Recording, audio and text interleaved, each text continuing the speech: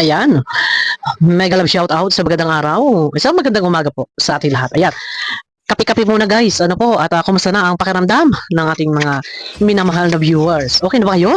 O stress? Grabe. Pero ayun, natigil na po ang putukan. Ano po? At nangyari na, ika nga ay damage has been done. So, ano dapat gawin? Eh, alangan namang alangan naman tayo po ay mabuhay sa ka-stressan. So ayan na nga guys, ano. Pakiclick naman po muna ng thumbs up nang sa ganun swak sa palasa ng YouTube. Ayan, paalala din, no, sa lahat na sa mga reactor ay tigil ng putukan at nakikiusap na. Pero ganun pa man, kung ang reactor ng Kalingap ay titigil, ay siya namang sige-sige ang pagbanat ng mga bumabati ko sa Kalingap. Ay di, lalo lang magkakagulo. Pero ayun na nga, makikita niyo diyan sa screen. Sabi ni Kalingap, pakiusap wag na po natin palakihin pa ang issue ni ate ni Joy. Tapos na po, nag-sorry na po sa akin. So nag-sorry na si ate ni Joy. O si Joy ang nag-sorry?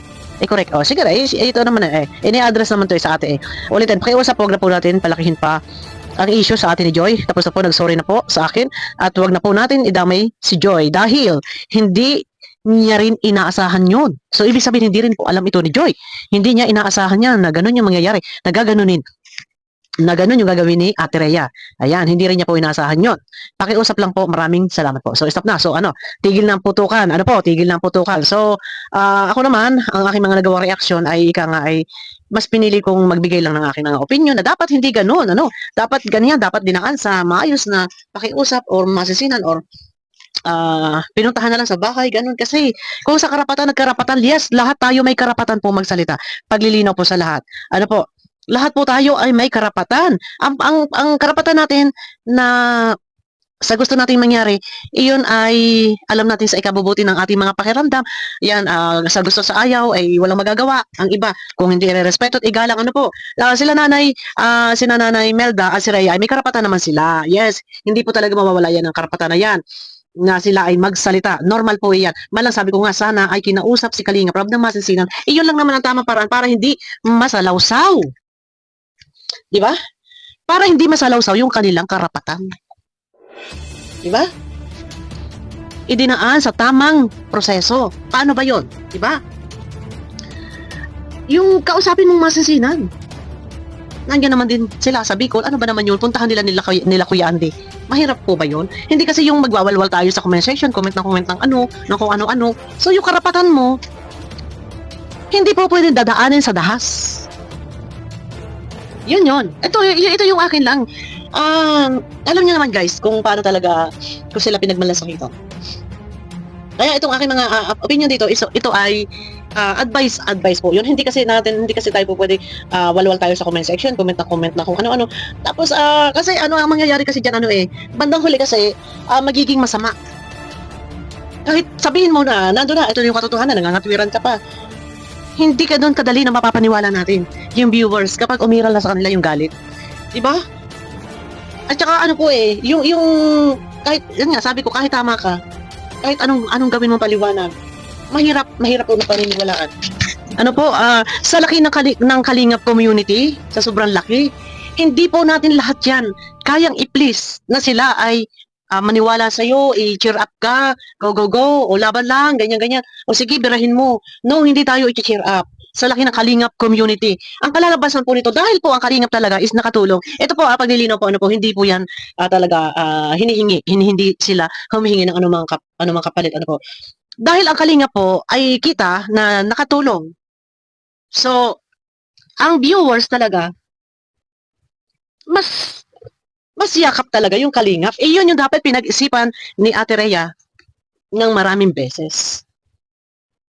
Hindi ka po pwedeng gagawa ka ng isang hakbang. Na alam mong sa paghakbang mong iyon, lulubog ka. No? Alam niyo yun, sa isang pagkakamali na ating nagawa, sa damakmak na sumbat ng viewers. Hindi natin kayang pigilan yan, yung viewers na yan. Kaya sana pinag-isipang mabuti. Ayun nga kay Kuya Jolay, mamaya may paririnig ako sa inyo. Ayun kay Kuya Jolay. Ngayon ang nangyari ang ilan ay, ang nangyari, ang ilan na mga nagmamahal o sumusuporta sa kanila, ang mga solid Joy Natics, solid sa family Aquino. Ang nangyari po, may nakita ko dyan nagko-comment sa akin, parang dismayado sila sa ginawa ni Ate Rhea. Lesson learned na po ito. Ano po? Ito po, hindi lang para kay Ate Rhea, maging sa lahat na rin po ng mga beneficiary. Lesson learned na po ang nangyaring ito. Ano po? At ayun na nga, may nag-comment sa akin bakit daw si Kuya Andy hindi nagsasalita. Siguro hindi na rin magsasalita pa si Kuya Andy at nabanggit niya sa kanyang live na ang tagal na nila hindi nagkakausap ni Rhea. Tsaka medyo talaga sa aminin man at hindi ni Rhea, talagang mali po iyon. Kung kanino man niya i-address yun. Ano po, talagang kahit kanino pa niya i-address, kahit sa politics pa niya i-address, o kay Kalinga Prob niya i-address, mali pa rin talaga. Mali. I-analyze nyo talaga. Perfect timing eh. Si Rab yung may nilatag na rules. Tapos ganun nga, talagang mali talaga. Alam niyo sa totoo lang, yung karapatan nila bilang sila ay kapatid, siya ay kapatid, si Nanay Melda ay nanay, karapatan nila na umuo, karapatan nila na hindi pumayag sa franchise sa love team. Ano po? Karapatan nila na ipa-vlog. Mababaliwala po ang karapatan ninyo. Masasalaula po ang tinatawag ninyong ito'y karapatan ko na magsalita. Yes, may karapatan lahat tayo. Pero masasalaula at hindi irerespeto at igagalang ng ibang tao. Kung ito po ang ating karapatan, tayo may gusto mangyari pero dadaanin natin doon sa dahas, sa galit. Ano po? May tamang proseso. Kausapin, masasinan, puntahan sa bahay. 'Di ba? Yun lang yun. Mas piliin pa rin natin na tayo ay magmukhang kawawa. Yan ang pinakamaganda dyan. Na ang simpatya ng tao ay nasa atin, na kahit tayo sandamakmak, ang basher na tayo, binabas ng basher, pilitin pa rin tayo na tayo yung inaaway ng mga viewers, inaaway ng kung sino mga nang-aaway, pilitin pa rin po natin yung kababaan natin. Ano po, dahil napaka-importante yon na yung simpatya ay nasa atin. Kumbaga, parang ang ating gagawin, hayaan natin yung mga viewers, no? Di ba, may inuusig kayo, binabatikos tayo. Hayaan natin na yung mga viewers, sila yung sisigaw na irespeto at igalang ang karapatan. Sila yung makikipagbakbakan. Ano ba yan? Diyan sa ating karapatan, kung tayo makikita nila na talaga may kababaan loob, nakikita nila tayo kawawa, tapos nakikita nila tayo binabas, hayaan natin na yung tao, tama yan, na sila yung nakatutok, sila yung nakamonitor sa atin, nakikita nila na ganito, binabas kayo ng viewers.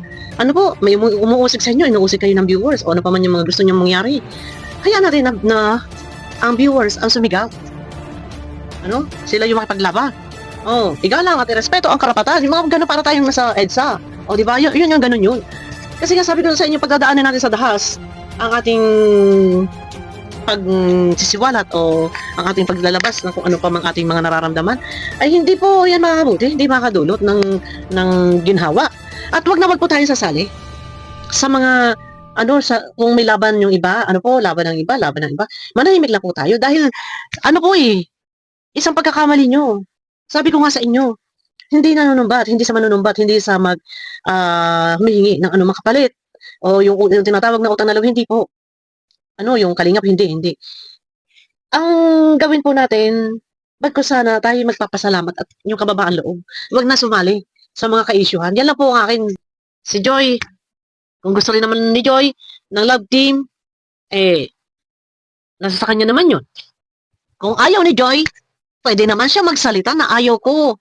Kasi ayaw ni Mama. Respeto at igagalang naman yun, Kalinga Prab. Na kay Joy naman din po yun.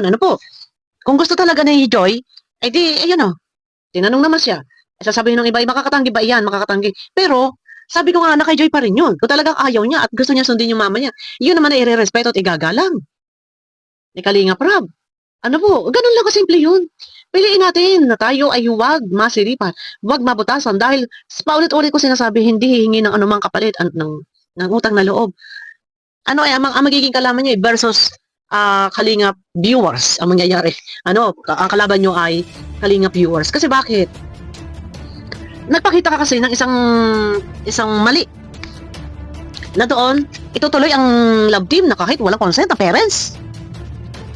Doon pa lang sa mga ganung comment, medyo may laman yun, mabigat yun. So, hindi yun nagustuhan ng viewers. So, ang mangyayari ngayon yan talaga, sa kabila ng lahat, na ika nga ay ito, parinig ko muna. Talagang mangyayari at mangyayari yun sa lahat ng ating mga minamahal na viewers na makapagsalita kasi ayun yung alam nila yun yun Nasaan na ba ako? Yun eh. Nasasabihan nga nila na parang ito guys, pakinggan nyo po. Pakinggan nyo po muna, likhan ko yan, July. Ito po, ano po? Paano, natulugan ka? Kumampi ka sa kanila, yung mga umalis halimbawa, okay na po yun, tahimik. Pero para magsalita ka against kay Kalingap, iba yun. Iba yun. Iba po yun. Sabihan ng kurakot si Kalingap Rab. Pagkatapos ng lahat-lahat, Ayun ang sinasabi ko, talagang hindi maiiwasan. Pagkatapos ng lahat-lahat. Kaya, kasi bakit? Kasi nga alam ng tao na natulungan. Tapos pagkatapos ng lahat-lahat, merong ganun salita, pilitin natin na merong kababaan. May kababaan loob palagi, naiirap. Kung meron man ng mga nagkakaroon ng diskusyonan na hindi ka naman involved dun sa usapin. Ano? Sis Rhea? Kay Rhea? Kung meron man ganung usapin. Mamaya may mga sponsor na madismaya kasi nakikita yung ugali. Okay, nandun ka sa pinaglalaban mo. Na kasi karapatan naman namin yung magsalita, nandun ka sa pinaglalaban mo. Yes, pero dapat in a nice way. Magsalita tayo ng gusto nating mangyari, kausapin through messenger nang hindi nasasalawsaw ang ating karapatan. Kasi kapag sasabi, bakit karapatan ko naman magsalita, bakit hindi ako pwede mag-comment, magsabi ng aking hinaing, aking gusto, pwede. Yun nga lang. Pasensyahan kung maraming mga nakamata at makakapagbitaw din sila ng hindi kaya-kaya. Ano po? Yun. nakakasama ng loob ko yung mamay na kapag naisip ko, sumasama ang kalooban ko. Kasi, tayo po kasi aware tayo eh. From zero to, ang buhay nila. Naobserbahan natin yan eh. Ang buhay nila. Kasi tayo po kasi aware tayo eh. From zero to, ang buhay nila. Yan, inulit ko lang kasi nga, naputol ko nung una eh. Yun yung sinasabi ko. Ano po, marami ang aalma dahil nga nakita naman nila kasi din yung kabutihan ng Kalinga. Para sa inyo. Malaki yung pagbabati. Ang highlight lang ng aking topic dito, yung karapatan, hindi kayo inalisan ng karapatan na magsabi kung ano yung kagustuhan. Sinabi na ni Nanay Melda na hindi muna, pero payag si Joy. Yun, doon nagkaroon ng salungatan. Ayaw ni Nanay Melda pero gusto ni Joy, dapat ang ginawa ni Joy, kinausap muna niya si mama niya. Yan ang pinaka-importante. Si Joy, kinausap niya si mama niya kung ano talaga maging desisyon ni mama niya, iparating niya kay Kuya Rab niya. Kuya Rab, sabi ni mama hindi muna sa ngayon, siguro after 2025. Pagpasok ng 2026, go. Ganon dapat kinausap muna ni Joy. Ayun, ano po? Pero yun na, ingat na lang, ingat. Kasi maraming mga viewers, ika nga may kasabihan, matatakpan ng ilog pero ang bibig ay hindi. Pasensya na rin kung ako may mga nasabi na makakasakit sa damdamin, pero wala, advice lang yung akin.